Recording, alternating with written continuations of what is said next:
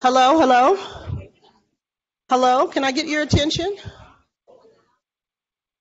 I'm going to say Ago. Not many know that one, but anyway. I'm going to leave. We have, if you didn't, there's an agenda in the back for anybody who signed up for CEs. Nobody else has to sign in. We have a RSVP. But if you have CEs, please make sure you sign in and sign out at the end and sign your signature.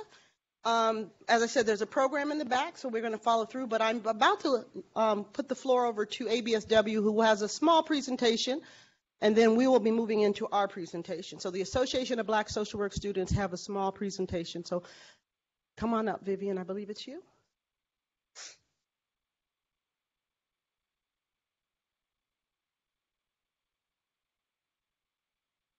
Good afternoon, everyone. My name is Vivian Taylor, and I'm an MSW student here at the School of Social Work. And I'm also a member of the ABSW, which is the Association of Black Social Workers.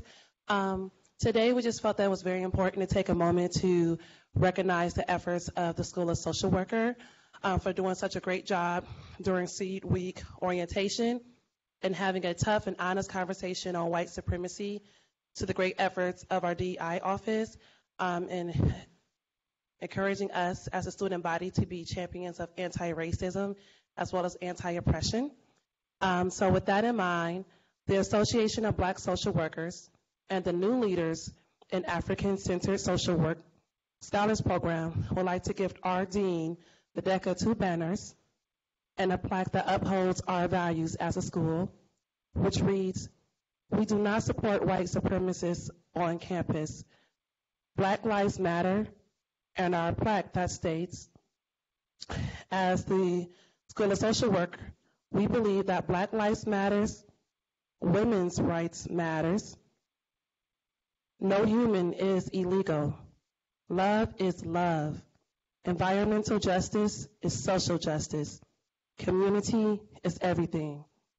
What the BSW believes is whatever your race, age, gender, sex, orientation, belief system, and any other identity that you might have, we value you. In conclusion, we hope that this gift will be displayed in our new student lounge for students and visiting members of our community to see. We once again just want to thank the School of Social Worker and our wonderful dean."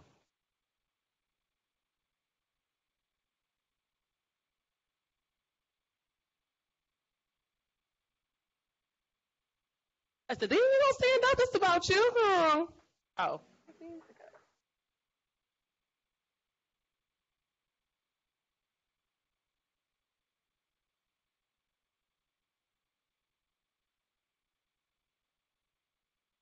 You guys can roll it up and pass it to the dean, or we can sit it in the back and we can make sure she gets it.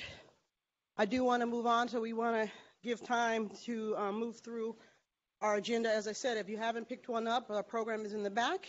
My name is Nisharan Price, and I welcome you. I am the program manager of the New Leaders in African-Centered Social Work, and Dr. Trina Shanks, who's sitting right up front here, is the director. We are very overjoyed to have you here present and being able to hear a very important piece of what history is negated. And understanding how the contributions and the field of African social work or African-centered social work is a vital part to all our history. I would like to give the dean a moment to say a few words, and from there on I'll move into a couple other things. As you see here, we have libations. Please help yourself to refreshments. At the end, we will be moving at about 2 to the Commons. He has a few, Dr. Harvey has a few books that he will sign, and we'll have a dessert reception in the Commons for anyone who's able to join us. Dean Videka, would you like to join us for a minute?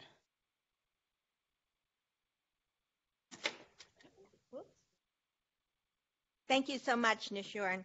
I want to welcome everyone to this great event today, and I'm glad to see such a wonderful turnout. I want to say just a couple of words. I'll be brief. Number one, I'm so proud of our new leaders in Afro-centric, African-centered is the correct wording, social work scholars program. This program was created by a professor emerita, Leslie Hollingsworth, And Trina Shanks is the proud leader of the program today, and it has really been a distinctive and excellent program of our school. Looking forward to building it in the future.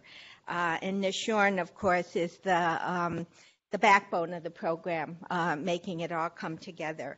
The students do wonderful work, and we are proud to have this leadership program on campus. Also want to say how honored we are to welcome Dr. Harvey. You'll get a full introduction of Dr. Harvey in a few minutes. But Dr. Harvey, you don't know this, but you were part of my awakening to African-centered social work back in the 1990s. I'm dating myself, and we saw in social work at that time multiculturalism frameworks, which up until that time in the 80s and 90s were kind of the dominant way to think about diversity. And we saw that falling away to more critical theory-based approaches and to theories that are really represent a different worldview and not are secondary from the mainstream European worldview. And your work and James Shields' work were very influential to me as I was teaching a doctoral course in social work theory at that time. So with no further ado, I once again say welcome to everyone. This is going to be a great session. And to the students who presented me with the poster, let me ask your permission. May we have the people here and others who want to sign in solidarity with the poster and then post it? Probably put it right by the stairway going down where everyone could see it coming in. Do we have your permission to do that? Well, I didn't want to put... They said yes. Okay. I don't want to put you on the spot. Let me know if you have the permission. And if the permission continues to be yes, it'll be available at the back of the room at the end of the session. And I want to invite everyone to sign in support. Perfect. Thank you so much, and glad you're all here. Thank you, Dean Videka. I want to thank all the professors, students, faculty. Tim, thank you for the opportunity for me to also combine all the work that I do with this, because this is very much a passion of mine. I thank Dr. Rita Walters, who came all the way from Ferris State. I have to definitely say that. Thank you, Rita. This is my first time doing something as large as this. As spoken of, Dr. Leslie Hollingsworth put together a couple large events before she left, and I am standing on shoes that are grand and wanting to make this program as strong as possible and being able to assist all social workers in serving the African Black descended community. So with any further ado, I do want to give a brief bio of our presenter, Dr. Aminifu Harvey, and then we're going to have libations. So Omo, okay, you're hiding in the back, okay. So Omo will come up and pour libations, and then we'll move into our presentation. Is everybody all right with that? Can I ask my ancestors and elders? No, I'm going to go old school. But basically, I met Dr. Harvey, in July. I had not run across his material. I am familiar with Jerome Shaley's work, but I had not seen Dr. Harvey's work before until I was in part of the institute that is the African-centered Academy for the National Association of Black Social Workers, and he was at one of our events, and I kind of fell in love with him, and I said, I need to have him here. For me, he's been down to earth and pretty forward. I know he feels that I'm uptight, but I run a tight ship. If you don't know that, I run a tight ship. He's already commented, but I know he loves me anyway. Or he's going to grow to love me because he's going to be one of my friends. I felt like I know him now because we've talked a lot through this process on getting him here. So Dr. Aminifu Harvey is retired tenured professor from the social work school at Fayetteville State University in North Carolina. He's also been an associate professor of School of Social Work in the University of Maryland, Baltimore. And he's also been a tenured professor at Chico State in California. He has a very long bio, so I'm actually just reading a small piece. There's a little small piece back there. I also have the book prose out there that he's going to be selling, and another one he has an article or a piece in the back. Didn't you say there you wrote a piece of that, something inside the book? I forgot the book that you allowed us to see. Yes, yeah. There's a book called Not Our President, and he has a chapter in that. So from June 1986 to July 97, he served as the executive director of the MAAT Center for Human and Organizational Enhancement, Incorporated. He founded the MAAT Center to provide culturally appropriate services for African American families and youth. Dr. Harvey was a practicing clinical therapist for over 25 years. He is one of the pioneers, if we were just saying, in Afro-centric thought and developing and implementing African-centered approaches to psychotherapy and social service delivery systems. He has been a licensed independent social worker, a member of the Academy of Certified Social Workers, and listed as the National Association of Social Workers registered clinical social worker, a diplomat of clinical social work, or certified hypnotherapist. And as I said, I can go on. There's a lot, and I hope that you are fed, as I have, in working and talking with him in this day and understanding the contributions of African Americans and Afrocentric thought, practice, and development in the field of social work. So with that, I'm going to call Omo to the front so we can have libations. I'm going to give them a moment to express a little bit what libations is and assist them in their process. Can we get a round of applause for Omo?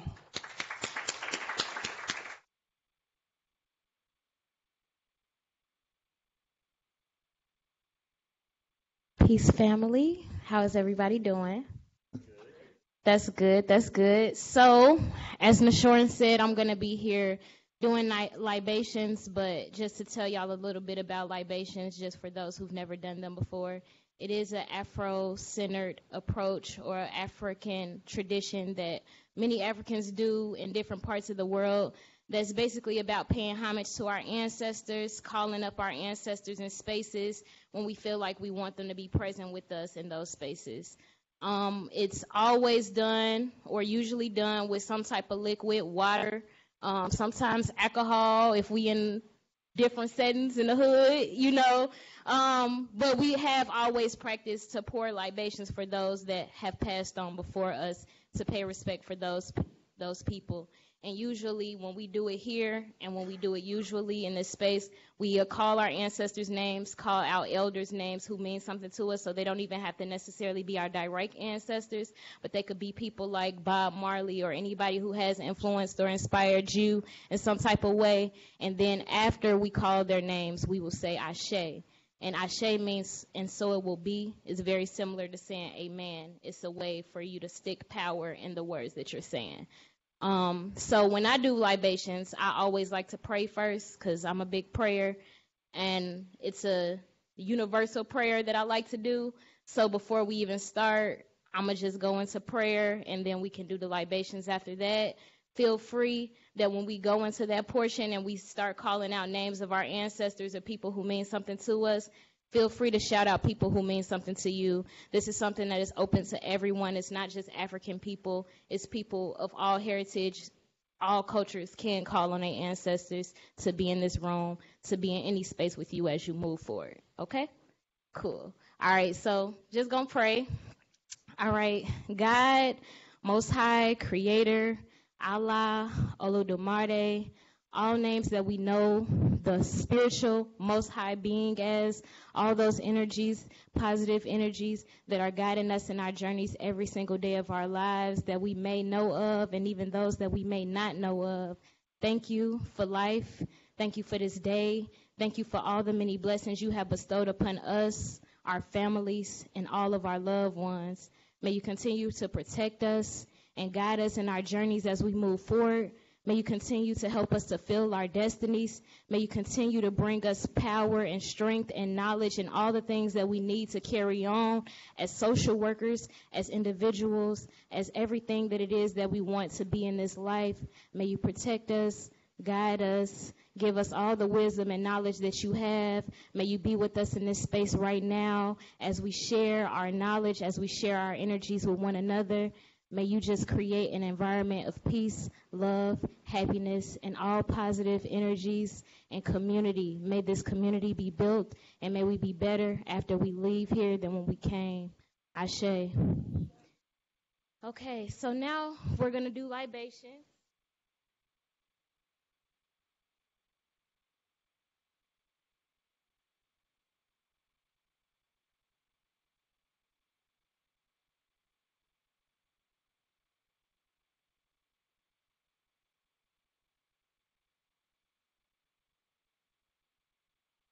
To all of our ancestors of the Middle Passage, we say, Ashe.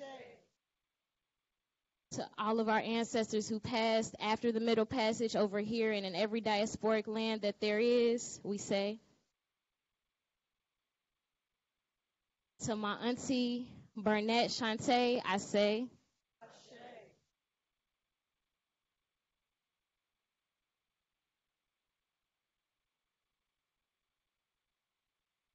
Ashe. Ashe. Ashe. Tupac Shakur. Ashe. Marcus Garvey. Ashe. LeBaker. Ashe. Open up to everyone. Ashe. Everybody just scream out, y'all can, we ain't even got to do it in order. That's a call and response. Ashe. Ashe. Ashe. Ashe. Ashe. Malcolm X. Ashe. Ashe. Ashe. Ashe. To my best friend who just passed away, Kiefer Johnson. Ashe.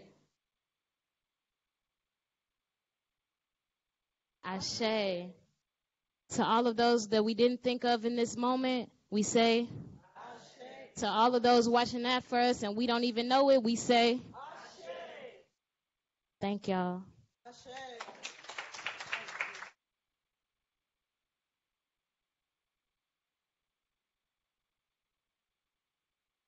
So the next voice you will hear from is Dr. Aminifu Harvey. I just have to get our screen to wake up because we've put him to sleep.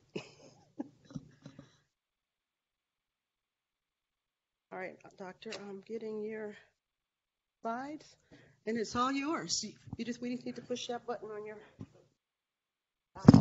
Push that button. I love you. I love you.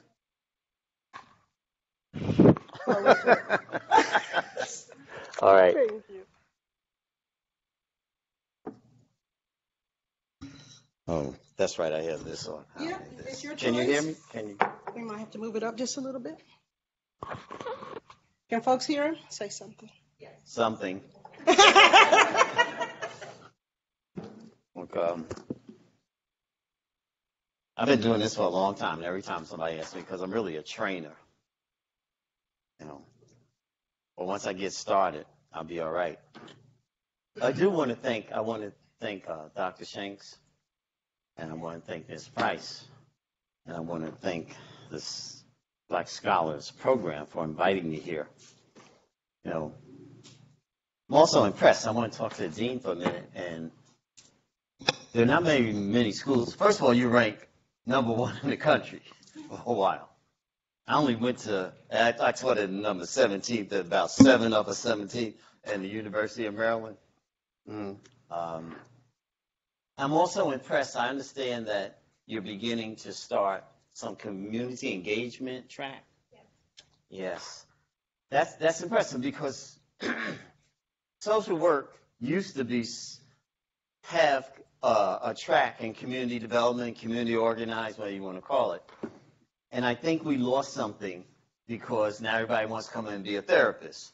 And that came about because insurance was paying directly.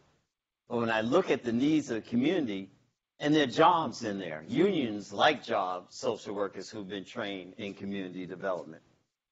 And I look at what happens in some communities, it would really be beneficial to those communities if we had people who were trained as community developers, organizers, et cetera, to go into those communities as soon as we see some crisis in those communities and begin to work effectively in them.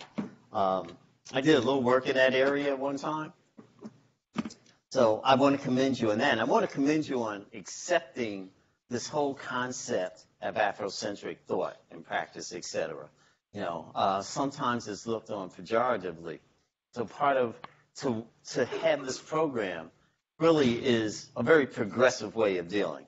So your School of Social Work here, not only because it's ranked #1, because those are your colleagues who decide, all right, vote in U.S. News and World Report, but the fact that you really deal with this whole concept of diversity, but also culture, right?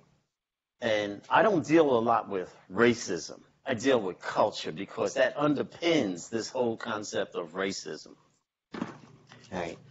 So I was asked to come and talk about the contributions to social work from African Americans. So I'll give a little history on that. When I was at the University of Maryland School of Social Work, and I went to the University of Southern California for my MSW degree. I went to a little small Jesuit college for my undergraduate degree. You know, Jesuits are the intelligentsia of the Catholic Church. That was when it was all male. I had experience there that was, I had the highest grade in philosophy and religion. I don't know where I got this, maybe the environment that I was in. We had a professor that was rather oppressive to students, a Jesuit, right? So I had the highest grade going into a final exam. I challenged him. All my buddies said, do not challenge this professor, you know, he's going to be revengeful. Was it a mistake? Maybe grade-wise it was because I got a D. But there was no way I could get a D in the course. When you looked at the grades, there was no way mathematically I could have gotten a D. What I learned from that was to be a real objective person in my life, especially when it came to students. So there's some students I had in class I didn't particularly care for. I know that none of you professors ever have anybody in your class like that, but I did. But I still, no matter how I felt about you, whether I liked you, didn't like you, or whatever, the grade was what you earned. And I, told students, I said, I would flunk my mother if she was in the course and she didn't do the work. I said, but probably the difference between my mother and maybe you is that my mother would have had me go out and get the switch if I passed her and she didn't do the work. Now, I don't know if none of you can relate to that piece. Can any of you relate to the switch thing? Okay. It's important. Yeah, right. Okay. So when I went through the programs, any of you familiar with Barbara Solomon? Empowerment, the whole theory around empowerment. You familiar? Raise your hand. Yes? No? Okay, a couple of you. Yeah, us older folk, right? It was her work that really, this whole concept that one of the frames of social work is empowerment. It was her work that started this concept of empowerment. Important. That you don't know who she is. But she is the person responsible for bringing the social work. So I looked and I said, all the courses I had, except for maybe Barbara Solomon's course, and when I was in the PhD program, or there was actually a DSW program, Doctor of Social Work, at Howard at that time, other than Dr. Douglas Glasgow. Any of you familiar with the concept of the underclass? That's old professor, but you should be, because it was his work that had this whole concept of the underclass, black underclass. These are the foundation, some of the foundations for the work that we do today, and they need to be given credit, because I'm looking and saying, I don't see in the courses material related to people of African descent necessarily, and contributions given to them for social work. So I started, I got probably in the early 90s, middle 90s, every other year. And most of it was, the first year I did it, it was African-American contributions to social work. Because just like in any field, we don't know our contributions. They aren't articulated. And it's critical that they be articulated so people know, especially in the history of this country, what our contributions are. The funding came out of the Annie Casey Foundation. Now, Annie Casey Foundation, you see those little UPS trucks that drive around, or the big trucks that drive around? That's it's UPS. So the Annie Casey Foundation on the East Coast, and there's one on the West Coast. The one on the East Coast is headquartered in Baltimore.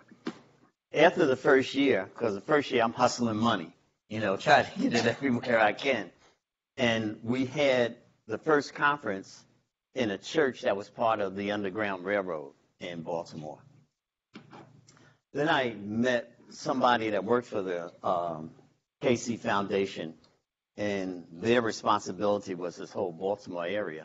So they funded the next 3 conferences. And those conferences, we had, and it was interesting, because we talked about the contributions, but it wasn't like just historical, it was what was going on for today. They became models, frames of reference. The only people who came were the black faculty, and went a whole bunch. So I got community people to come in, and I'm wondering, you work with people of African descent. You don't think that this is critical that you learn something about what that culture is like, how you interface with them? No. And we had, the only time that really white faculty really came was when Dr. Height, who was the head of the National Council of Negro Women for a long time, Dorothy Height. Everybody knows her for her hats. And was she the only? And when they put on the March on Washington, I believe she was the only woman that was really part of that planning committee. Had the opportunity to work with her for a while.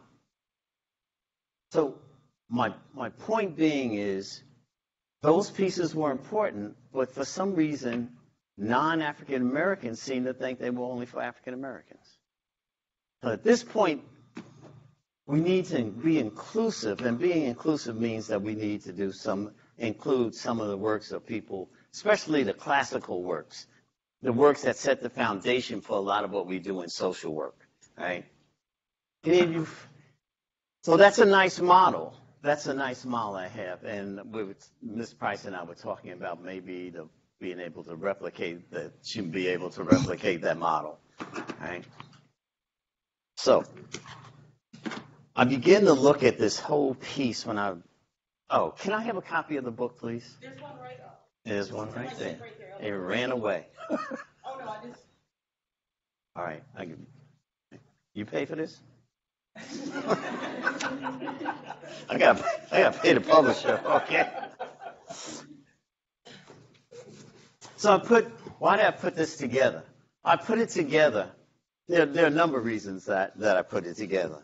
One was, there was a book by somebody, I'm not going to mention a lot of names, that, after you get a certain age, you wonder, what contribution did I make, for being here? So you want to leave some kind of legacy. Now, my buddy in California I went to grad school with, he calls me Humble Harv, because my whole view, and this is a very Afri-centric view that I'll hopefully have time to get into a little bit later, is that everybody is put here. From this paradigm, from this Afro-centric paradigm, the belief is, I'm getting antsy now. The belief is that children choose their parents. Whether you agree with that or not, that's a cultural belief, that children choose their parents. So they choose what family they come into. and everybody has a work to do while they're here. With me? I don't care whether you believe it or not. You just need to know it. You need to understand how other cultures see the world, right? And they believe that everybody has a work to do that they're here. And if you stay on the road, have the faith, and that's another piece that I see, where did that go in the culture? The faith, the belief that no matter what happens, it'll be all right. Now, I'm not necessarily talking about a religious belief. I'm talking a belief about the universe, what the world is like, what the universe is like. Mm-hmm. So somebody, when they wrote a book, they said that their mentor had brought Afrocentric theory and social work practice. I said, wait a minute, you're talking about the 80s, right, middle 80s. I got a lot of years on me now, right? So in 1979, which is actually the first chapter in this book, I wrote a comprehensive piece on Afrocentric theory and practice. And it looks at it from a male-female perspective, but that was 1979. And if anybody disagrees, bring me a piece that was written by a social worker before that. Up until today, nobody has been able to present a piece before that. My whole life has been looking at this from this perspective, starting agencies from this perspective, teaching from this perspective, training from this perspective. So there probably needs to be, of my work, a comprehensive piece that brings all this together. So that's one of the reasons why I put this book together, other than the fact that Hakeem Al-Budi, who's in charge of Third World Press, kept hounding me to write something so he could publish it. So that was a way of getting them off my back. Where's the young girl from Chicago? Oh, there you go. All right, yes. So in writing the book, and I talk a little bit about it, when you read the chapters in the book, some of the chapters have been published in journals. Some have been published in the premier social work journals, right? Some have been published as book chapters in some of the textbooks that have been used in school. I don't know if they're used by work in the courses, but they're in the books that have been used. Some are unpublished works. As I begin to put this together, I didn't begin, it just sort of was given to me as I'm doing the work. Some works that I had put together when I was in the DSW program that I thought were appropriate. I put them in the book. And then there are a couple of essays as chapters in the book. One of the essays, and a couple of pieces that could have been in journal articles that I just never submitted, and I put them in the book. And then there are some models. I looked at the UNIA, Universal Negro Improvement Association, and I said, this is community development. So every culture has a way that they take care of the people as part of their culture. Now, people get all upset when you look at the Nation of Islam or the UNIA. Most people of color with the Nation of Islam don't give any much credence, or probably don't even know about what Elijah Muhammad talked about in terms of where white people came from. What we care about is the fact when you have the fruit of Islam, they come into the community, all the crime ceases. Nobody messes with the fruit. And if you don't know who the fruit is, you know little of the African American community because they're an essential part of it. Mm-hmm. And the same thing with the UNIA. Those are community development models that exist in the African American community. And a little deviation from this is 2 Sundays ago, I went down to the coast of North Carolina where, before Matthew hit it again, where Florence was, to help do an assessment of what some of the needs were for the people in that community. So, excuse me, I had gone to Haiti after the earthquake. I had gone to do some work. I had gone to New Orleans after the levees broke. And now I'm down in North Carolina and I'm looking and I'm saying, wow, this is total devastation. But who were part of the people that came down? The Nation of Islam, right, has a group called Fruit of Islam. There's a subgroup called Peacekeepers. Right? There's a subgroup of the Peacekeepers called Boots on the Ground. They came down to make an assessment of what some of the needs were also. So, there we go. I work with a lot of preachers, you know, and they're a little call and response. You're so solemn, all right? I mean, I don't determine your grades, all right? And he's sitting over here. I don't know. Is it painful? you know, we can go have a drink later. So, you know, I don't drink, but for you, I'll take a shot. You know, it's okay. It's all right. You know, you have to enjoy the world. A little human. This is serious, but it ain't serious. Okay. All right. So when we go down there, and so the devastation, you look at the houses, and all the stuff in everybody's house is out on the street because they had to clean it up. So we go into this one church, and you see the water line. The water line came up to my waist. When the people were evacuated and had to leave, they couldn't come back for 10 days. So what happens when the water is there for 10 days? What you get? You get mold.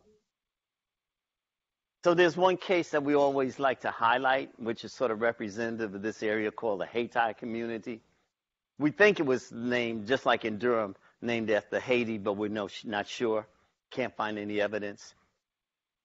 So this lady, 82 years old. I ain't quite there yet, but if I trip and fall, I might. Right? So she's 82. She paid off her car, her house, all her bills. There's no bills. I'm not sure whether she had insurance on the house or not. The flood comes through and destroys her house. You're 82 years old. FEMA, everybody familiar with FEMA? FEMA gives her $12,000. Yeah, $12,000.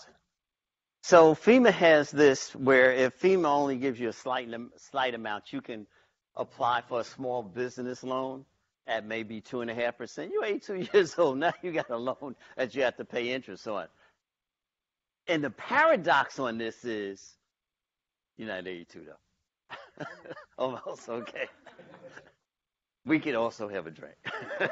So her house, they said, they gave an estimate for the house, to rebuild the house. That's what basically you have to do. You'll have the frame, but you have to rebuild it. The house, it would cost $95,000 to rebuild the house. All right, so let's say she decides to rebuild the house. Now your house is worth $95,000. When these were really small houses, maybe probably had 2 bedrooms, 1 floor, bedroom, kitchen, living room. Probably at that time might have been worth $55,000, if they were fortunate. So now you rebuild a house that's worth $95,000. What happens? Oh, you're going to give me 5? It's okay. All right. So what happens? Your property tax does what? Goes up. So it shoots up. And you're on a fixed income. You're living off of some Social Security and her husband, not ex-husband, her deceased, his pension. Can you pay that property tax? Probably not. So you lose your house. You with me? All right. So the boots on the ground. When that devastation occurred, there were people who came in, organizations came in to help people pull all the stuff out, right? You with me? Pull all the furniture out of the walls. There wasn't an organization that came in and said, we're going to help you rebuild your house. So the boots on the ground said, we're going to come in and help you rebuild. We have people in the nation who are contractors, right, who will come in because there's one church. So the church has all stained glass windows. They said, well, we got to take the frame out. We don't know how to do that one. So they're calling in contractors, a part of the nation, to come in and do it. So my point is, sometimes the nation is looked at very pejoratively, but in the African-American community for many people, we don't look at what the history in terms of what you think about the birth of white folk. Most of us don't even know it. All right? But we look at the contribution that you do make to this community. Any of you been taught about the Nation of Islam in school? Probably not. All right? You follow what I'm saying? But it's a critical organization in the community. You don't have to agree with every piece that they do, or everything that the minister says, but the minister was probably the only one who could have made that Million Man March happen, right? Right. So the respect that someone has in one community might not be the respect he or she has in the other community. So I think that's why I begin to say, I think when put the book together, say there's a lot of material in here that you might not be aware of. But always lay out the problem, but always lay out what the solution might be. So there are programs in the book when you read the chapters, because I know you're going to go home now, you're going to be so excited you won't be able to go to sleep, so you got to read this before you go to bed. There are programs, there are models in there of programs that have been implemented that work, all right? There's some theoretical pieces, because there's one theoretical piece that looks at what's the role of black men, black people in general, for black men in this country. What has historically been their role? Historically, what the role has been to produce and then to be products. So you're kidnapped. I don't use the word slave. I use the word kidnapped African. So and the reason why, anybody still live with their parents? Y'all not come on, some of you still live with your parents. Okay, all right. Any of you have children? All right. So you have a child, right? How old? 13. God bless you, sister. Double duty. Okay, who has a child like 3 or 4 that might go to school? All right? Oh, don't have to go to school, but, old enough to move. So let's say you have a child go to school. And you're home, and you're waiting for the child to be dropped off by bus or come home, however and they usually get there at 3:30. It's 5 o'clock and they're not there. What do you start doing? Huh? Panicking, yeah. And more than worrying, panicking. What happened to my child? 12 o'clock at night, your child's not there. You never see your child again. Think of some of this policy in this administration. Right? Your child disappears. That's why they say, not slaves, these are human beings. These are families. Your child's kidnapped. Or you're a child, and your mama never comes home. You don't know what happened to them. Talking about traumatic experiences, trauma. And I think so we talk about trauma. That's historical trauma. And we've also, so I say that's why I use the word kidnapped, because it needs to be an emotional piece that's tied up with it. Understand that happened. Human beings is not just, some phenomena that happened that we read about in history. Could have been your great-grandmama that was great-great-grandmama that's kidnapped. And the other piece, I understand what happens in this, who benefited. There's a piece on reparations in the book that I was asked to write, for NASW. The global economy starts with the kidnapped African trade. Think about it for a minute. There you go. Everybody knows. I don't have to. You needed banks, you needed lawyers, you needed shipbuilders, right? You needed textile for the sales. You name it. Every profession that there was involved in this process. Brown University wouldn't exist if they weren't involved in the slave trade. So those are starts, I'm saying, where is this in our educational systems that bring this forward and talk about to understand where people end up or where they are, this historical piece. Not only the historical piece, where are the programs that deal with it? Where are the people who I know that I will give you a list of before I leave here, but the piece that really started to get me, so that's sort of why I put the book together. I think there's some programs in it, there's some things that even if you don't agree with them, you need to discuss them, because the academy is the place for intellectual thought. Supposed to be. Am I lying in the part of what it's supposed to be? To have the discussion, even if you don't agree with it, the discussion should go on here. In a healthy way, the discussion should go on in the academy, especially at graduate school. It should go forth. But if you don't have the material, how can you even discuss it?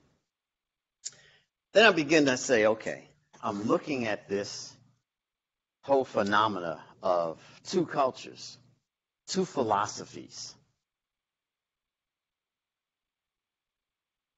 I look at racism, all the isms.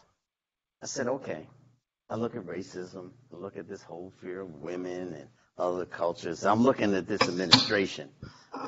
And when I look at this administration, so let's bring America back to where it was, or to be American again. What the hell does that mean?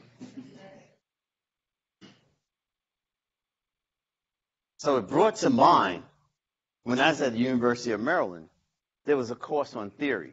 I didn't teach the course. Somebody else taught the course on theory. I went to him and said, do you teach Francis Welsing's piece on white annihilation theory?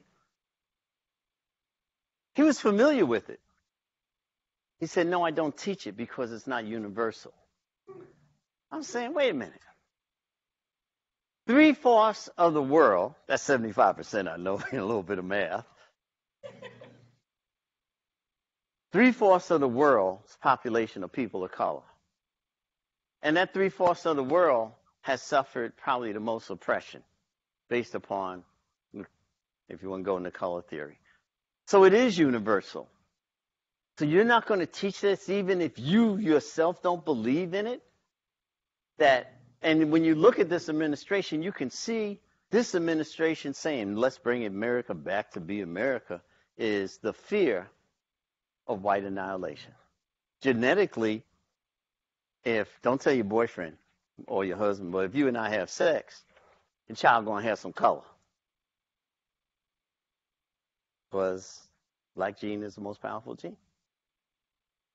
What happened? Do you understand what I'm saying? It's not, everybody don't get upset and everything. It's just science.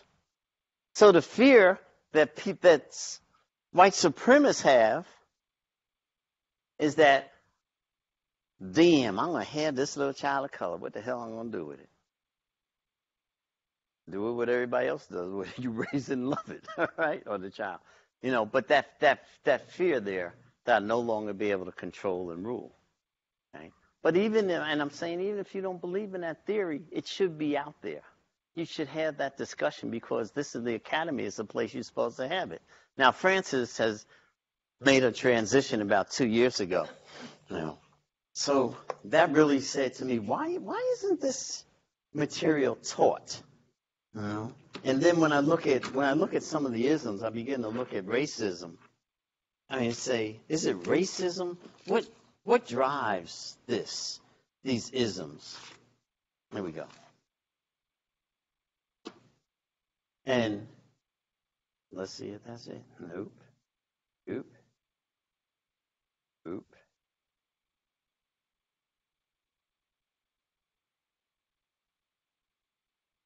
Yeah.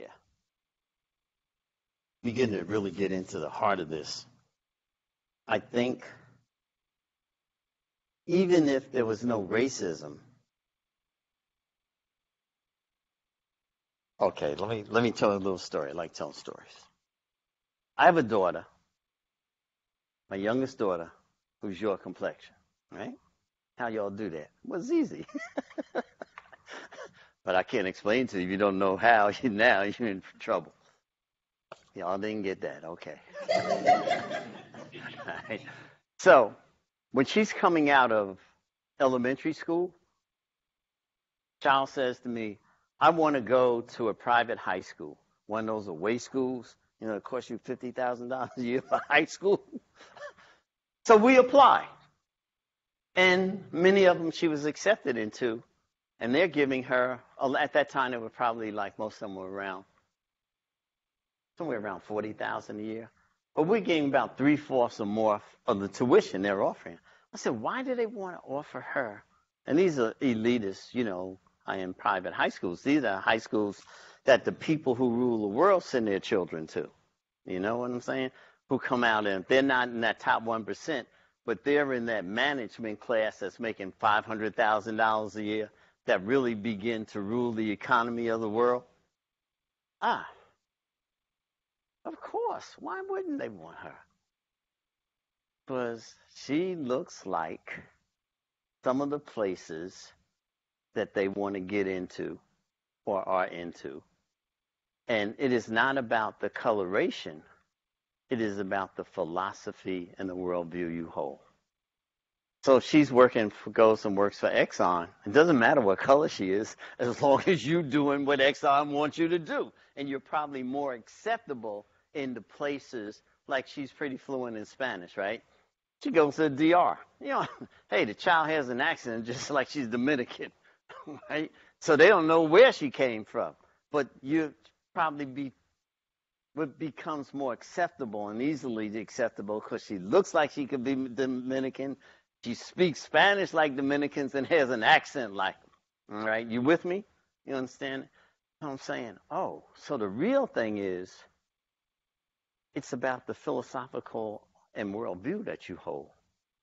So you can eradicate racism. You can eradicate racism because if you go and you do some research, you'll see that many people of color head or have headed up Fortune 500 companies. And you can go down and look at the positions that they have held in those Fortune 500 companies, other companies. And they've been key positions, right? You go on TV now, any channel, almost every program has some people of color in it, okay? Now, I don't know about the products they selling, but they have people of color. So I'm watching. I don't really watch Power, but I'm looking at it. Damn.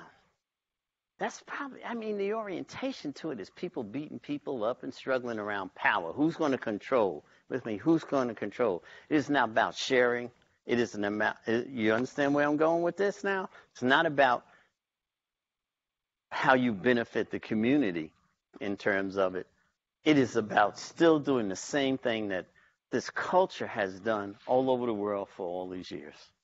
So it becomes, to me, it's the belief system. It is the worldview, all right, that you have. So we need to take a look at that worldview, which is more humanistic. I don't want to live any other place than America. Come on. I couldn't be doing this in some places, so I'm not walking around. But the opportunity, I'm as much of an American citizen as anybody else. So that everybody has the right to express, without oppressing other people, their belief system. Mm-hmm. And to make this a better place. So how do we make it a better place? One of the things that happened with integration, and I like that I can go anywhere I want to go, ride on any bus. But one of the things it did, it destroyed the socialization institutions for children of color. The only one that's left around, and it's because when I say destroy, it has another paradigm. Tell my children, whomever you talk to is older, it's Miss So-and-so. Teacher wants you to call her by her first name. You are not her friend. Friends call each other by her first name. Now, if she wants you to call by her first name, you have to say Miss somebody, all right? It makes that demarcation because now we buddies. You think as a child we're buddies, right? But we're not buddies. There's a difference in power in terms of that. You call everybody, you show the respect for them, right? So let me know how's my time? Oh, we're good. All right.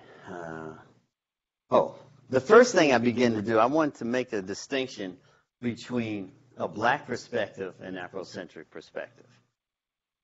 Black perspective, and I'm going to do this real quick, but you can read Gordine and Brown's work that they did on the School of Social Work at Howard, where this black perspective under initially the leadership of Dr. Douglas Glasgow, getting a look at what he called a black perspective.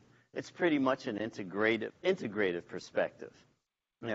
How do we take care of our community, but we're not changing our orientation? It's how do we become the part of existing world? How, you follow what I'm saying? There's no change in terms of orientation, just how do we become part of it. I think, so this whole black perspective, if you can read the book, and then I think Richard English did some pieces on this black perspective work. Right. Gordine and Brown still at Howard. They're still at Howard University. Right. The Afrocentric piece, I'm saying, Now, what is that? Because a lot of times I'm saying something's supposed to be Afri or Afro. I don't get into that discussion. But I don't think it is. I think it's more of a black perspective. So if you look at Iris Carlton-Linnae's work, Iris Carlton-Linnae is at the University of North Carolina, Chapel Hill. She is the historian on black history in social work. So the people that she addresses in her presentation, in her work, in her published work, they're more people from a black perspective who are looking how to eradicate the oppression of black people but become totally part of the system. Gives no credence to your historical roots, all right? Some people, not all the people, some of them might to some degree, but they're probably still not coming from a real Afrocentric perspective, which I'll talk about in a few minutes.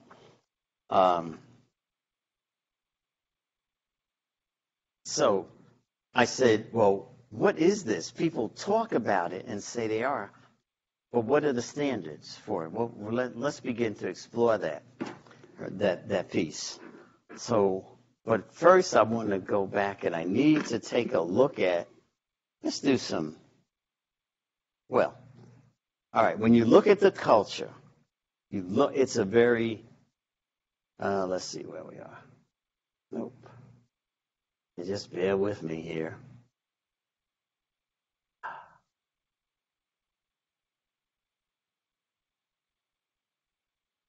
Okay, go up one more. All right. So when you go and you begin to look at this history and you see the 42 confessions, I'm saying traditional African culture, the deep-rooted piece, before the invasion, the Arab invasion, before European invasion, and Kemet. Well, you know, a lot of us know it as Egypt, but Kemet, the Nile doesn't flow from the north to the south. It flows from the south to the north. So that means the culture comes up from the north, southern part of Africa, all the way up to Egypt. And Egypt, especially the first 16 dynasties, it was called Kemet by the indigenous people. The first 16 dynasties were Nubian, were black. Mm-hmm. And in those first 16 dynasties, when you go and you find the 42 confessions, Bulge calls them the 42 confessions are coming by night. Maulana Ron Karenga calls them 42 admonitions. But same. So I'm looking because the culture is rooted in a moral and ethical way of dealing with the world. The foundation is morals and ethics. I don't think this administration has any moral and ethics. I'm sorry if you pro this. I don't see it. Prove it. Mm-hmm. So when I looked at them, and I'm saying, so what we need to look at is how moral and ethical are the organizations we work with. But we also need to take a look at how moral and ethical are we. So I'm looking at this and I'm saying, it's evident where the Ten Commandments come from. If you read all of these 42, one of the ones that I'm really impressed with says that I have not polluted the waters. Hey, you're way ahead of your time. I have not polluted the waters.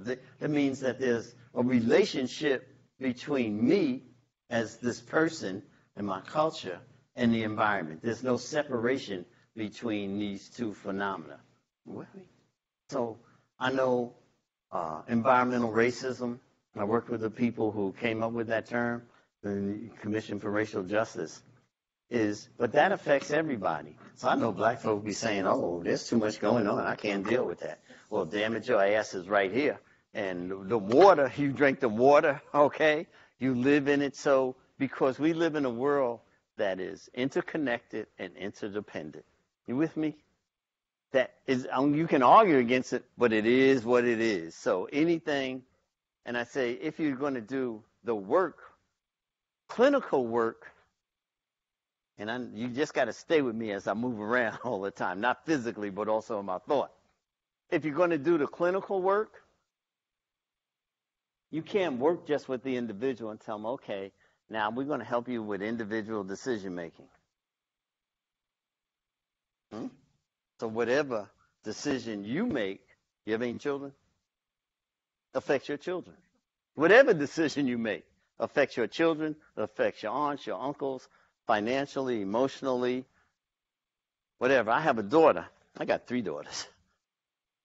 Says, I'm going out, Dad. This is high school. I said, where you going? I'm going to go see my friend. And she just had a baby. Damn, you in high school and just had a baby. I know that's going to be a hard life. Not to say you can't get beyond it, but there are going to be some issues there, all right? So I said to her, what do you think about her having a baby in high school? You ever give any thought? Because now I'm getting scared. Right? Well, that's her right to have the baby if she wanted it. I'm saying, you little hussy, what the hell's wrong with you? That's your right? I said, well, who's going to take care of the baby? She going to school? Her mama going to take care of the baby. I said, when she and the brother got ready, the brother might be, I don't know whether brother or not, right? We're all brothers and sisters. Got ready to lay down. They say, is it okay, Mama, if you and Herman, whatever the name was, have sex? Probably not. She probably didn't ask him. But now you make the assumption, right, that your mama's going to take care of it. But you didn't make those kinds of assumptions or think about it before you made this individual decision. So that if we're going to do clinical work, part of what we have to do in this concept of interconnectedness and interdependence is help people understand that whatever decision, as you're thinking about a decision, we need to take a look at how this impacts everybody else. Am I making sense to you? I'm not sure we do that. I'm not sure we're taught to have that as one of the standards or frame of reference or the guidelines for our clinical work. That's just an example I give you. Because of this concept of interdependence. Whatever you do affects everybody else. So, all right. So I look at this and I'm saying, a lot of times, I'm just amazed. So what I began to do was, and I'm not going to tell you, put just a basic Likert scale. Why don't you do that yourself and take and see where you score in each one of these 42 confessions? I'm saying, oh, damn. Why did I do this? Why did I do this? Because now it says that I have to be accountable in terms of my behavior from a moral and ethical perspective. I have to be accountable. We say that we're all accountable to the agencies we work for or work with. Is your agency accountable? Do a scale with them. That begins to address how I function in the world. And then, I don't want you up there. I said, okay, so this tells us, the 42 confessions or admonitions, tell us what not to do. The 7 cardinal virtues of MAAT. Wow. MAAT is this in Egyptian folklore, is this female goddess that unites the south and the north of Egypt, right? So we're esoterically we're in female energy now in this century, right? You can see it, you can feel it. So that my concern is, and was my concern as blacks got into power, are you going to be the same as people in power who are oppressive? Or are you going to use your innate female energy to make a difference in the way you see the world, right? Just because you're of this certain gender and you're in a certain situation, you might not be any difference than the people who were in there before. You follow what I'm saying?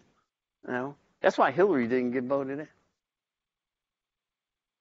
But we give what we ask for. 41 to 46% of the people who are eligible to vote didn't vote.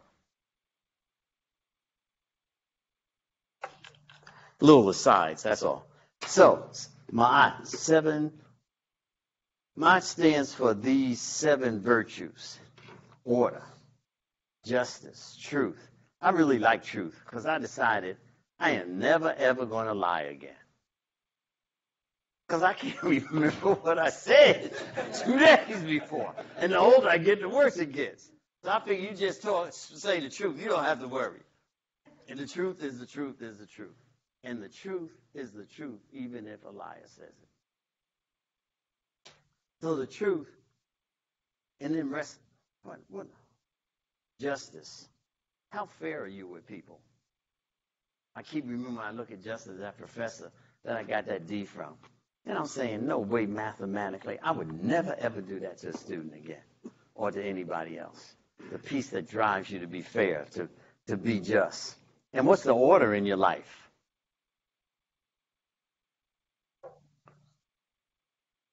Always going to somebody's house, and you go on the first floor.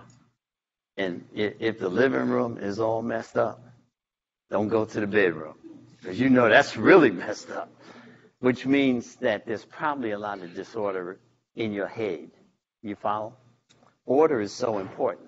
And the balance. Do you have balance in your life? You know, this is hard work that we do. This is hard work we do. How do you take care of yourself? I looked at how women in general take care of themselves. I take hot baths, bubble baths, light those candles, right, with Epsom salt to get all that energy from everybody else out of me. You follow what I'm saying? Do a little meditation, do some kind of physical exercise. You have to take care of yourself or you will get burnt out. You will have the energy of everybody else in you, and you'll be worse off than the clients you're seeing.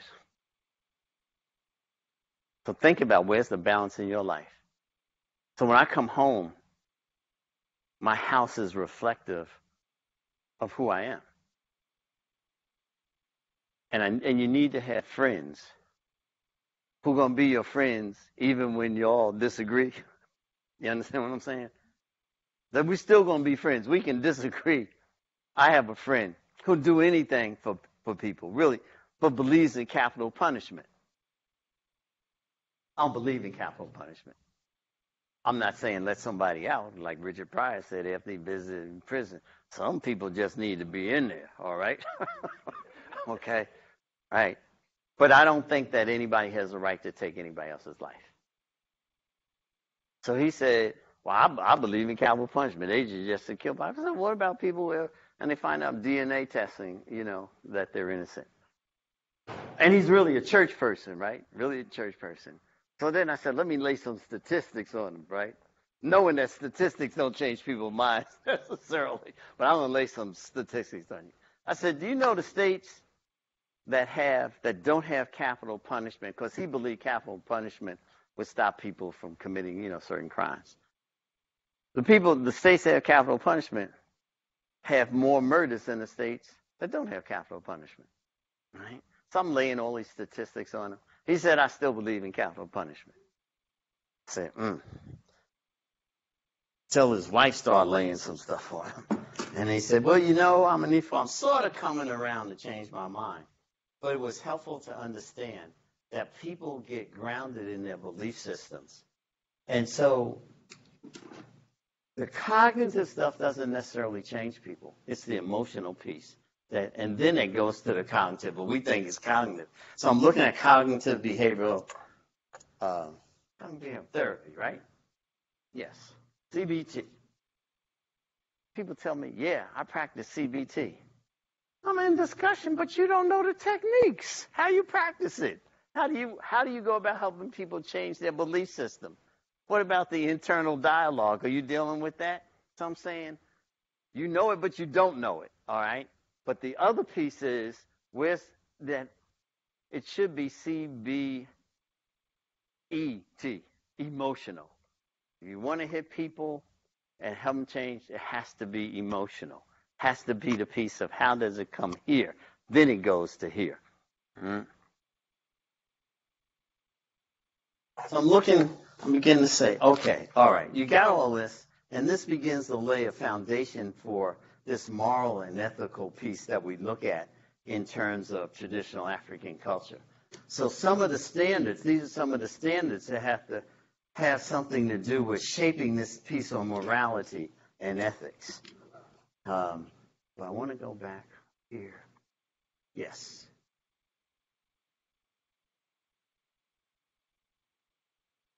So I'm looking at this piece. I really had changed it to humanistic, but whatever. It comes out of an economist that a number of years ago, Vern Dixon. Everybody know what axiology stands for?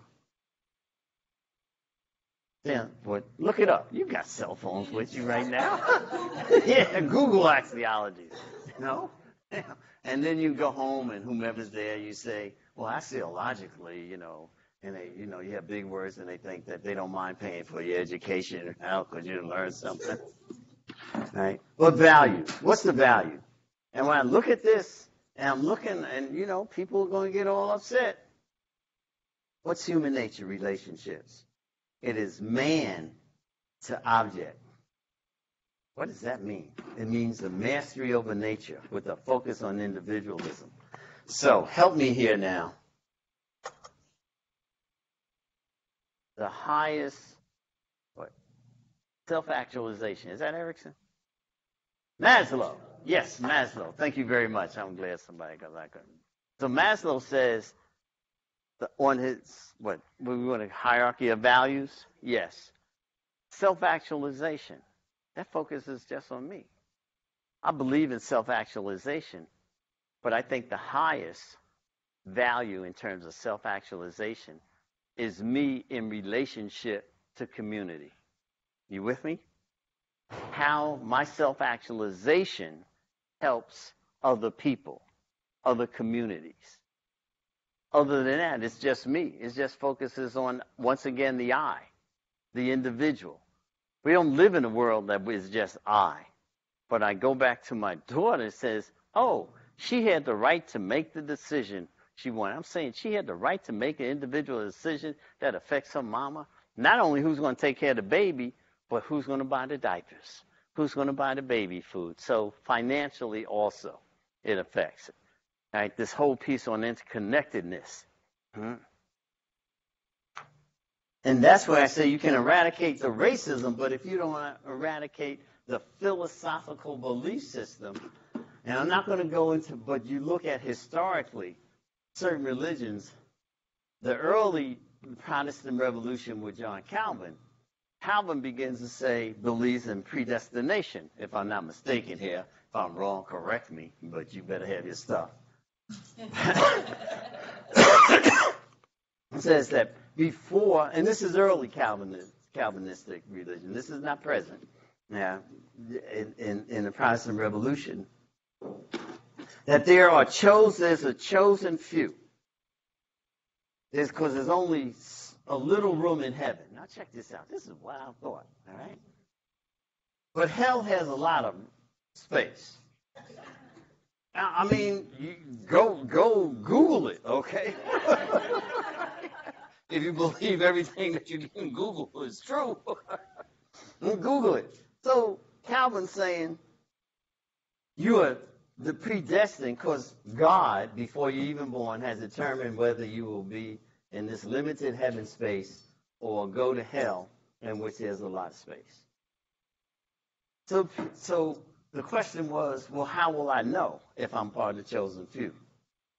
You will know to be on the right, to be closest to God, based upon if you're chosen, you will be what?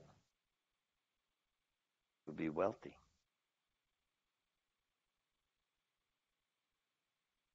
So I need to make sure I have a lot of wealth so I can believe I'm part of the chosen few. Since it's predestined by the Creator, you don't help people who are poor because they've already been, did I knock something off? Oh, they've already been determined to go to hell. And if you try to help them, you're going against what? A God's wish. Now, we know that's been probably 200 years ago. But there's residue of that. You with me? There's still residue of that belief. I'm not saying just in Calvinism, because there's a whole lot of differences now. But in the general thought. That's just one example. Right? And what's this mastery over nature? When I looked at and that means I'm controlling it. You follow what I'm saying? I'm controlling and determining what happens. That is where you get this whole oppression, people. Determining how people should be, and the way they should be. So if you go on the continent, it's interesting because the Arab invasion said, if you don't convert to Islam, what are we going to do? Cut your head off. I mean, that's a simplistic way of looking at it, but it's true. Christians came in, and maybe they were a little bit more sophisticated.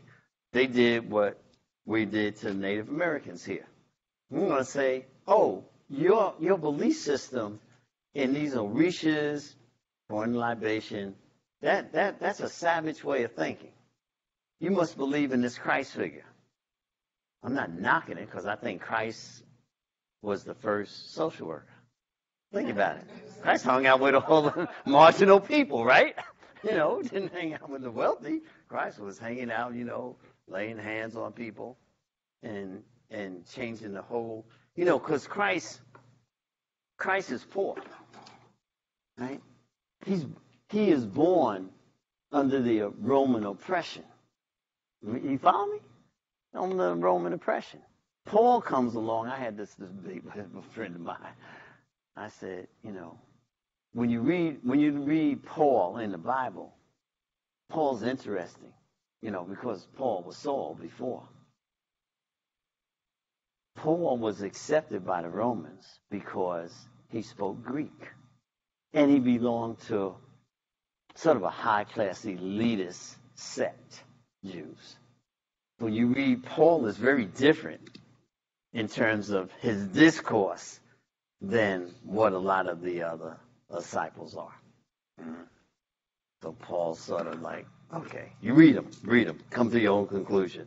But this mastery over nature. So when I looked at this originally, and I knew Vern, I was saying, what does that mean? And I started thinking about the zoo.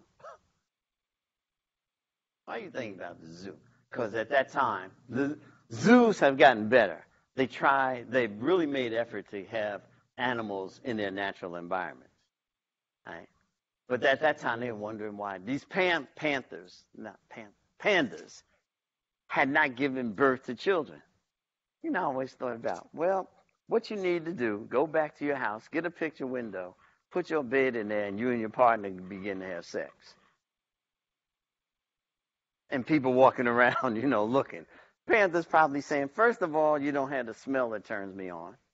You don't have anything in my environment that make me want to. And secondly, y'all peeping on what I do.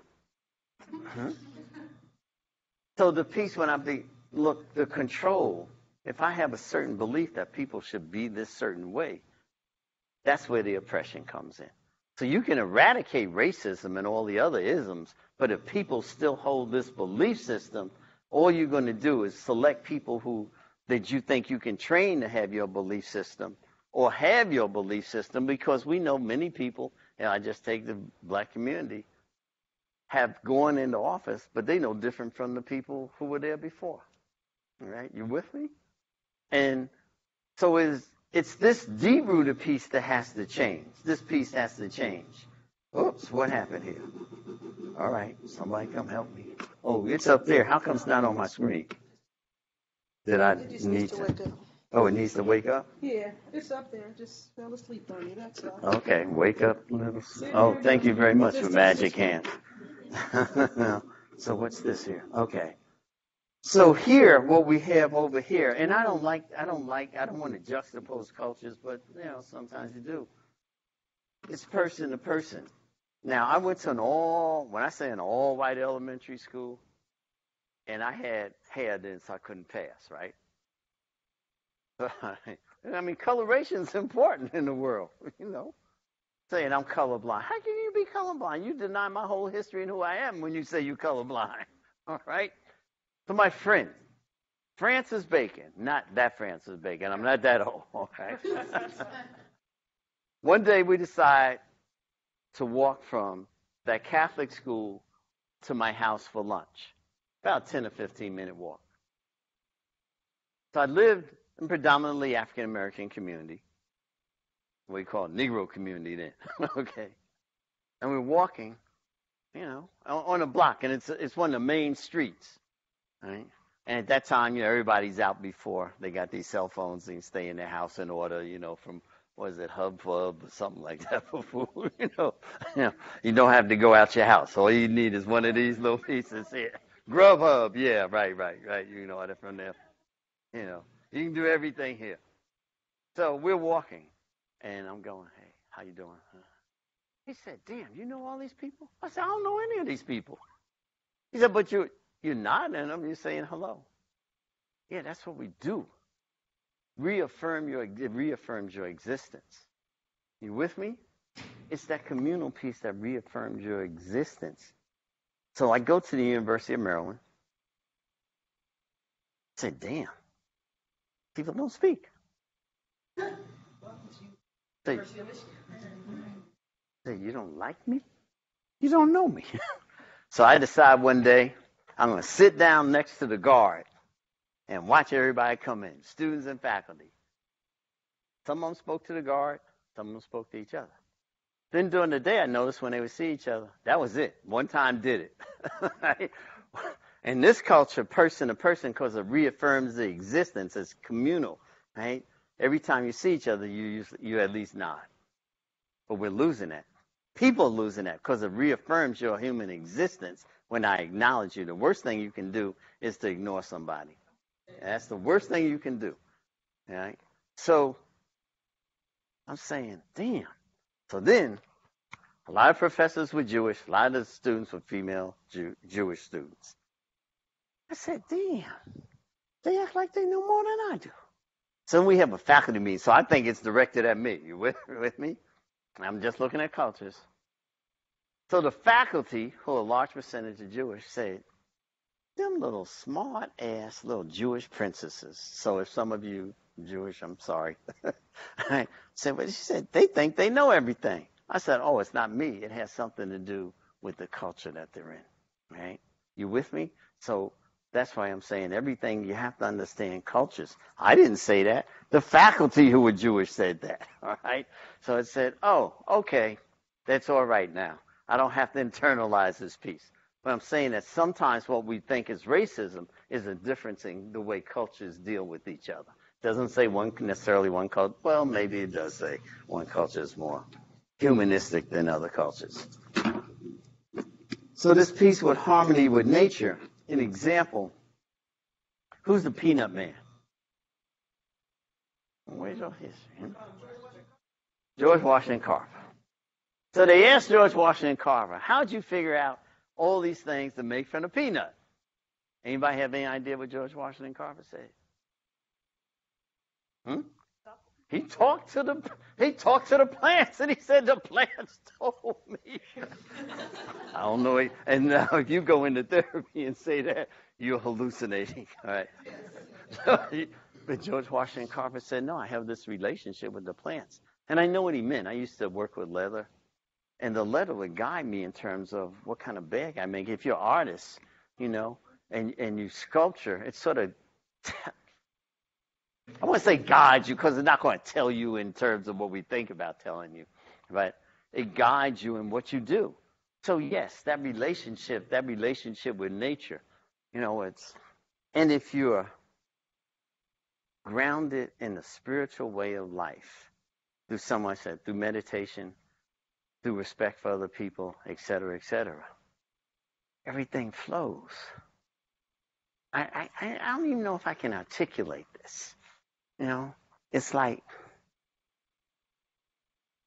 try to be on time, but it's going to be okay. You don't try to be late, but if you're late, the program started late, right? You with me? So when you think of certain cultures, we say CP time. Everybody know what CP time is? Yeah. See, it's colored people's time. Because the belief is the party can't start until I'm there. But if you go back and you look at the continent, it was when the Orishas, who's sitting here? Where's brother? Where's? Okay, but where's? Oh, is he in class? Tunde? No, Tunde. Ken Tunde. Where is he? Oh, so we had this conversation yesterday because his father is Nigerian, right, and Yoruba, right. I'm a Khan, so it was like Ain't nothing starting until the ancestor decides it starts. So, man, how do you explain this? Like, you're going to be on time because when the universe decides it's time, it's time. So I think about that in times. What happens when we have such a structure? Because now I got this client at 10 o'clock, and then it's like now when you go to the doctors, because they're all in part of these university systems, and they have to see so many patients, right? So now I see you at 10 o'clock, and I got to see another patient at 10:30, and sometimes you have, you have your own your own system set up like that. You know, the lady who has 3 children who has to catch the bus misses the bus, and the next bus doesn't come. And now we say, what do we say? We're going to give some kind of clinical diagnosis to her. I mean, we do. Am I lying? No. You know, it's like she's being resistant. No, she's taking care of them damn little children she got. You know, being resistant. You follow where I'm going with this? Okay. So I want to go through this. I just think that, an hour and a half is not enough time to go through all of this. But my point being, and the logic. Well, epistemology is like in the epistles, how you learn what you learn. So Boykin and Toms have this piece that they look at. I don't know if I can get to it. I'll come back again one day and do all this. How you learn. And we focus on this culture that we're in, focuses on object measurement cognition. It's almost like Rene Descartes. I think therefore I am. Right? But there's much more to life. So over here it says affect symbolic imagery. In other words, I know through intuition sometimes. I know through the way I feel. It's not just I know just because of cognitively. Right? And is intuition valid? So that's the question. These are discussions you need to begin to have. Right? And then when the logic is either or. Either you're good or you're bad. Either you're black or you're white. But the reality is there's a whole lot of space in between there. You with me? So I cannot just think either or. And I'll give you another little story. Had an office on 9th Street, and that whole area has changed now.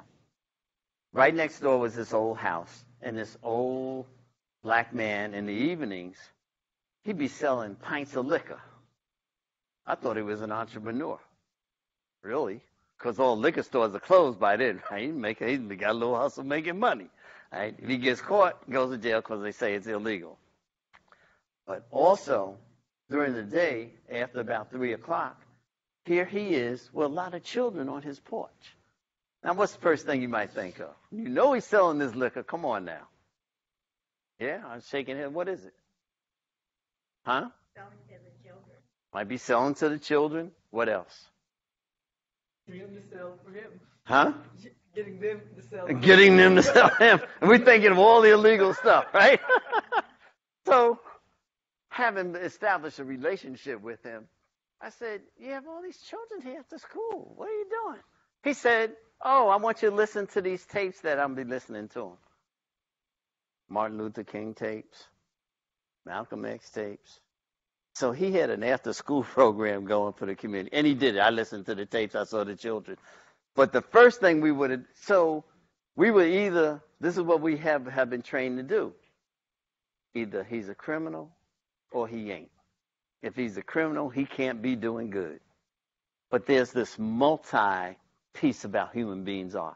We all aren't just this. We're multifactual. Come on, help me with the language. I'm getting tired.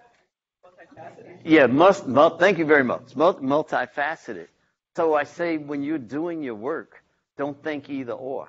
But when you read some newspaper articles, you get that kind of either or thinking. So what does this administration do? I wrote an article, and I'm closing down. There'll be time for questions and answers, I hope. In the book, Not Our President. And it says, the Republican Party, a party of hustlers and pimps, featuring Donald Trump. And I give the example of how he hustled people in his own party. But I also lay out that in order to deal with them, you and I and any agency have to be moral and ethical, and I laid out what that is. So I'm really beginning, I want to close out because it's question and answers, and maybe I address some of the other. It has to be another philosophical orientation that we change in the way we're taught, in the way we deal with the world to make a real difference. Or you get rid of all the isms, but you're still going to have the same problems, right? The other piece I want to leave you with is that there are a whole bunch of folk that need to be included in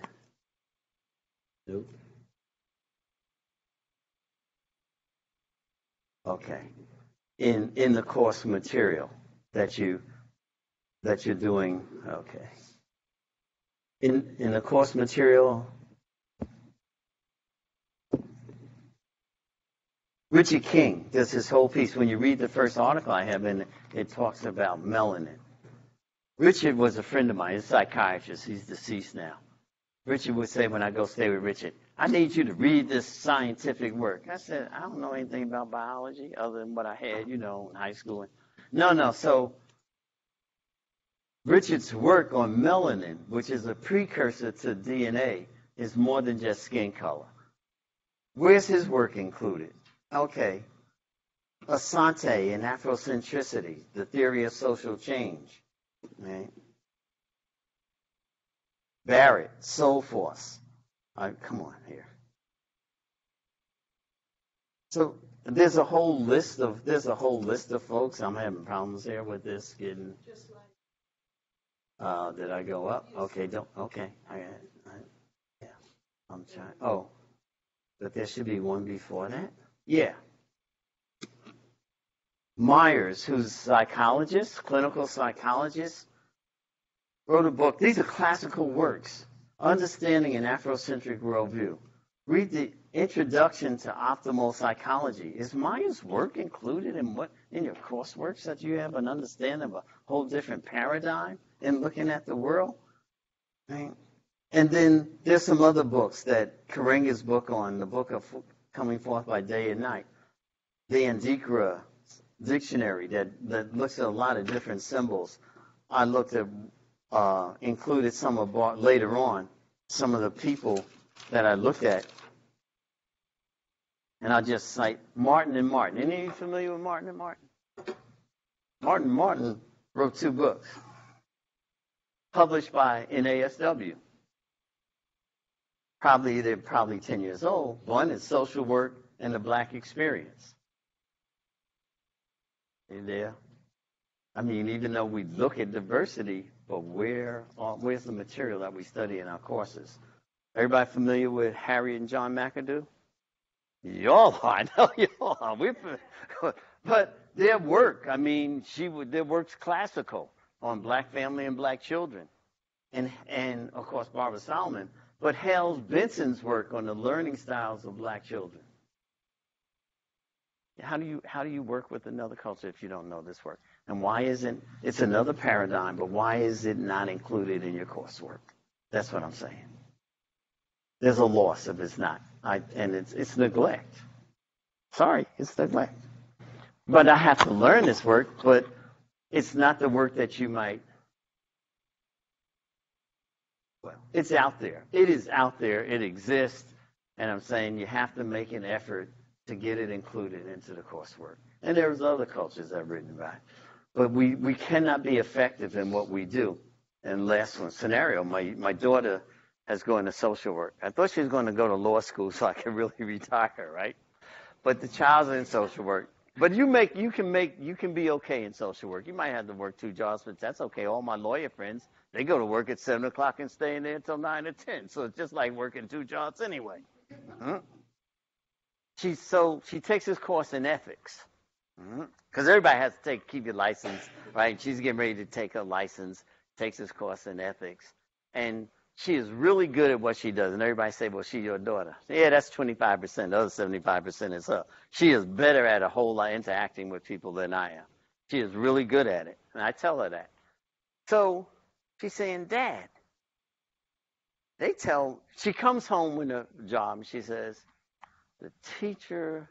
my supervisor says, I can't touch my clients. Damn, we're a touchy culture. Touchy culture. She says, I know how to touch. Come on. Yeah. You know, and then you get those safe hugs, you know. Man got to keep it thing there, right? Or you pat on the back. But you have to touch, and especially with young children, because it reaffirms them. It says that you care about them. So we begin conflicting cultures, right? And then you take, she said, shit with them. Said, so she lives in the heart. She lives in a community that has changed. You know, they tore down all the old houses, put up new sort of condos and all. She said, but I'm coming down the street, and there's this family that every time I walk down the street, I got one man, they be looking at me like, who are you? What are you doing here? She said, so I came down the other day, and there's this young guy who was in the program that I ran that says, hi, Miss Harvey, how you doing, Miss Harvey? And tells his family, oh, Miss Harvey's cool, you know. So now that family protects her. They see her coming, hi, Miss Harvey, how you doing? You safe in the community. She said he went to 2 years of college, something happened. He wants to go back in, but he doesn't know how to do it. So she gave him her phone number so that she can work with him, right? Phone number? And so what are you supposed to do? I have 3 daughters. I thought that they would be out of my pocket. Couple of them make more money than I make. But, you understand? And if it's not about money, it's about, my oldest daughter is not my biological child. So she told me the only thing I regret about our relationship is that you didn't come into my life sooner. Almost had me crying. Right? But you never, ever stop dealing with your children or your relatives. So how do I stop dealing with this person? I don't have the same relationship with my daughters now that they're adults as I did when they were children. So I don't have the same relationship with you as you might have been in a program. Or we never finish doing what we're doing, and it always does not look like you're officially my client.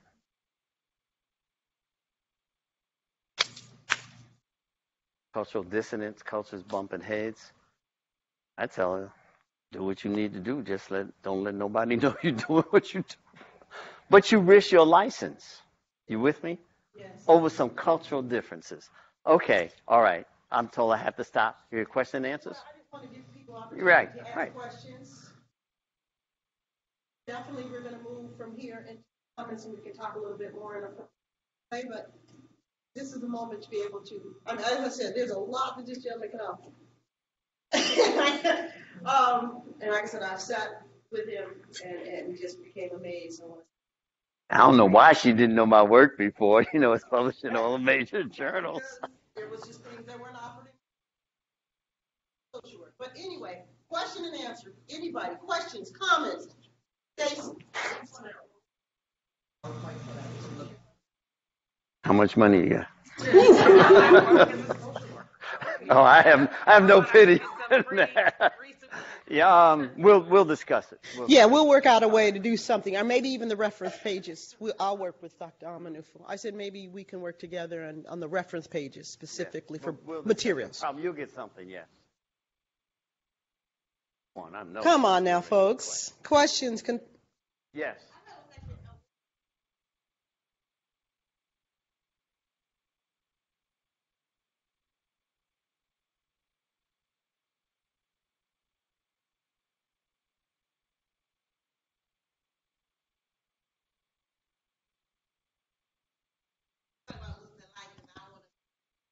I hear you. You got to make the money. You got to pay. Yeah. I think that you need advocacy. Too often what we do, we see something that doesn't fit for us, culture, and now we need to talk to the people who put this licensure piece together. Was it NLACSW? You need to have a group of people, don't do it individually, that has the data, you with me, that says that this is cultural neglect, I'm going to use those words because they have intrinsic, they sort of like, ooh, you know, to begin to question why and how they're doing what they're doing, and to give them some alternatives to it. Because people come out of what they know. And maybe it's not even necessarily intentional, but we come out of what we know. We come out of what fits for us, the way we learn to deal with the world. So you've learned to deal with the world in a different way. And now you have not just my work, but there's loads of work out there that supports that kind of orientation. There's loads of work. You have to do some of the research, all right, because probably what happens, you never learned it before, right? It was never taught, but it's there. Or call me up and I give you references.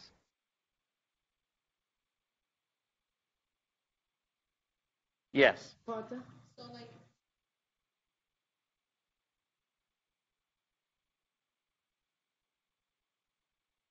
I got to hear you. A little louder. Yes.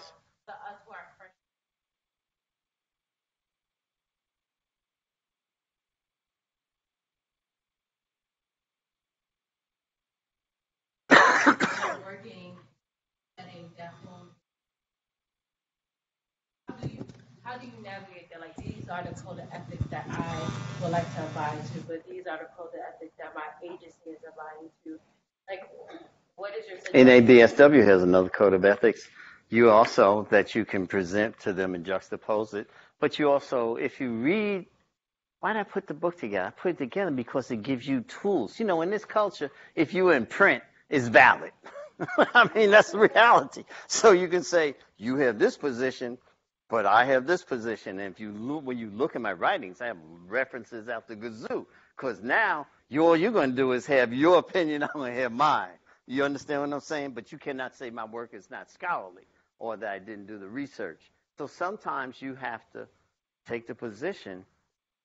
You don't have to do it in a conflictual way, but you say, hey, wait a minute, I have some material over here. It says a little differently than what you have.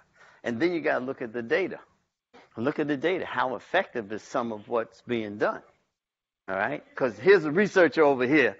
Right? You got to look at the data. You need that. That's why we go and we learn the research, because the research influences policy. You got to take a stand sometimes. Yes.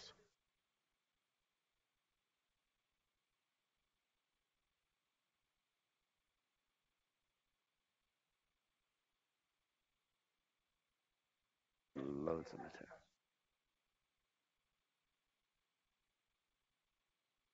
Don't lose your job, though.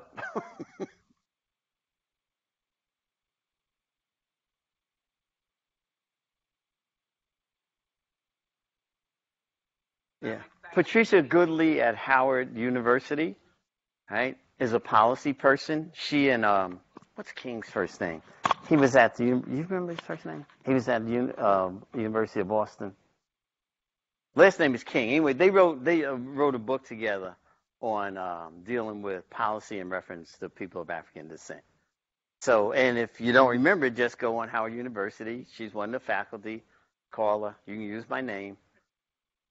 Goodley. I think his first name's Patricia. Is it? I think it's Goodley. I know the last name's Goodley. Yeah, so Goodley, call her up. She'd probably respond, tell her you and I were talking. And if she doesn't slam the phone down, you'll be all right.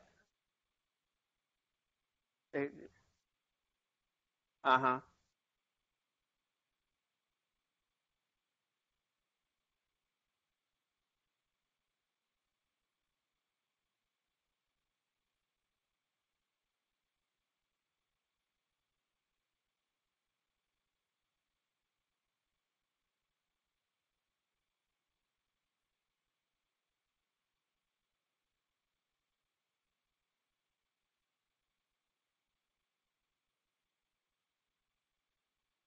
Yeah. You're probably fortunate to be here, that you have a dean that is open, seems to be open to me, to including this material. So students need to push. Look, you have more power than probably I have.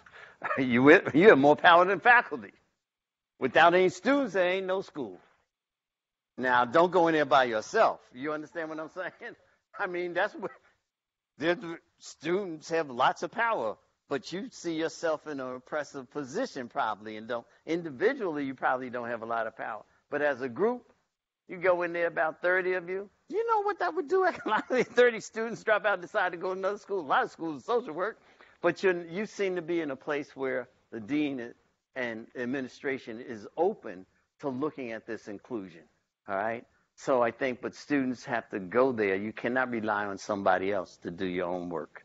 To go there and say, let's take a look at some of the now you have work to do, because here's the syllabi. Let's go see what you can include in there. But ask them to form a committee to see how you include in every. Yeah. But they probably didn't have the material. All right. Yeah. So now you have some of the material.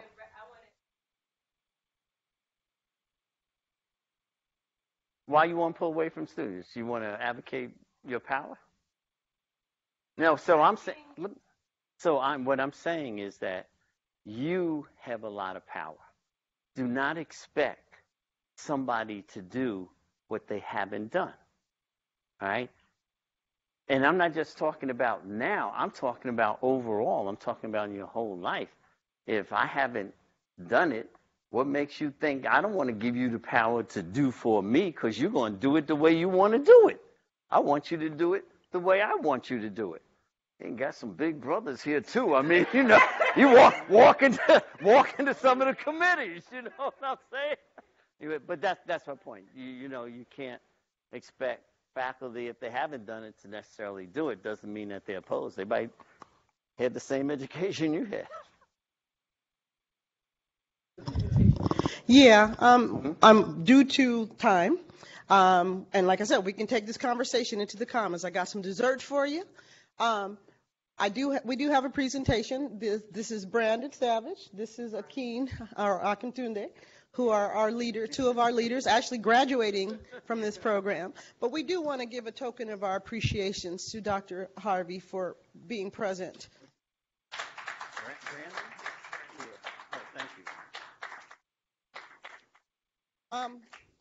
Can I have Yatisha Robinson, Stacy Peterson, and Daisha Price to this? I want to also introduce you, Dr. Harvey, to three women who are instrumental in this program, because each of them have some piece. Come on, don't be afraid. Come on over here and meet them, and we're going to take some pictures too. So scholars, we need to get together and take a group picture. But Yatisha teaches our microaggression course. Stacy is in field and assists us with all our field work related placements for the scholar program, and Daisha teaches the African American praxis course. We couldn't do it without these beautiful people. I'm sorry. Beautiful young people. We are young. I'm very youthful. Forget that. But yes, as I said, come on up, Trina. I know you hide and you're a little more shyer than the rest of us, but this is our team. This is my team, basically. I couldn't do it without some of these folks. We've been doing this now. I know I've taken over since 2016, and I've been doing that since. And these beautiful people have definitely been here.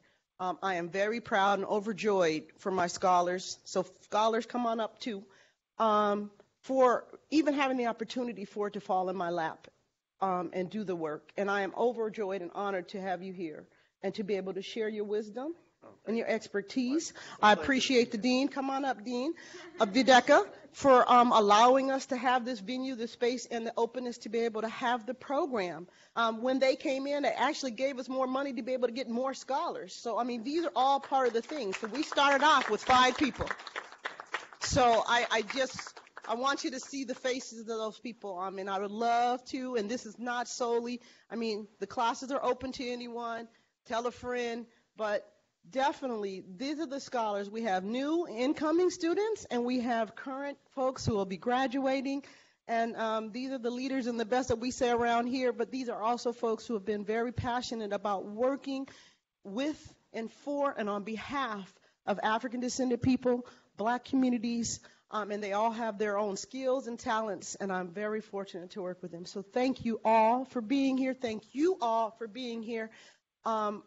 As I said, we're going to move on. We're going to take our group picture and we're going to take the conversation to the comments. But I thank you very much for being present. Can I say a few words? Sure.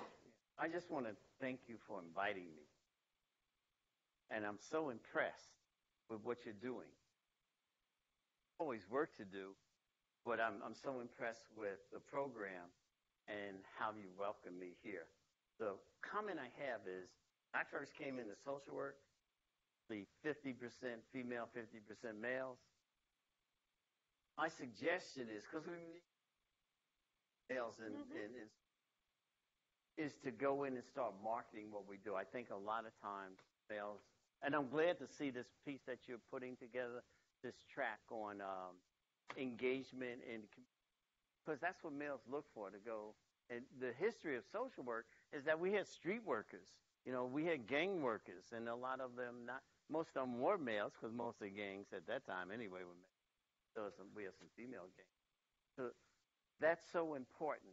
So to market very early, because many people just think social workers just do social welfare work, Department of Human Services. So go in and tell those in early school, like middle school, give them an example of the kind of work that social workers do. And we always say we don't make any money. Look,